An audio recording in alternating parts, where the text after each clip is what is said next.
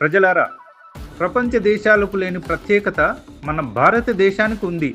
అందుకే భారతదేశంను భారత మాత అని సంబోధిస్తారు. అంటే భారతదేశము అన్నిటికీ పుట్టినిల్లు అని అర్థము. ఏది ఏమైనా ప్రస్తుతం మనము ఒక విషయమును గురించి మాట్లాడుకుందాం. ప్రపంచంలో చాలా మతాలు ఉన్నాయి. ఆ మతాలకు సంబంధించిన మత గ్రంథాలు కూడా ఉన్నాయి. కానీ ప్రజల జీవిత గ్రంథాలు మాత్రము లేవు. అయితే ఒకే ఒక ప్రజల జీవిత గ్రంథము ఉంది, అదే భగవద్గీత. ఈ భగవద్గీత ప్రజల జీవిత గ్రంథము. అందుకే భగవద్గీతను అందరూ చదవగలరు. కానీ అర్థం చేసుకోవాలంటే అర్హత, యోగ్యత, బాధ్యతలు తప్పనిసరి.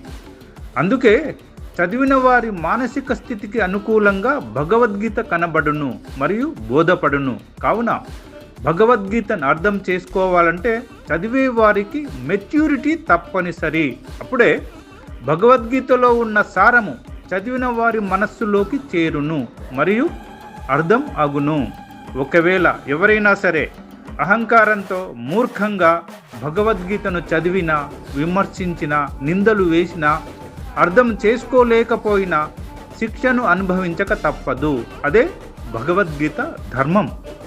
దానినే దుష్ట శిక్షణ, శిష్ట రక్షణ అని కూడా అంటారు. కావున ప్రజలందరూ ఈ విషయాన్ని తెలుసుకొని, అర్థం చేసుకొని భగవద్గీతను చదవాలని ఉంద్యాల సదానందరెడ్డి ప్రపంచంలో ఉన్న ప్రజలందరికీ ప్రేమపూర్వకంగా విజ్ఞప్తి చేస్తున్నాడు.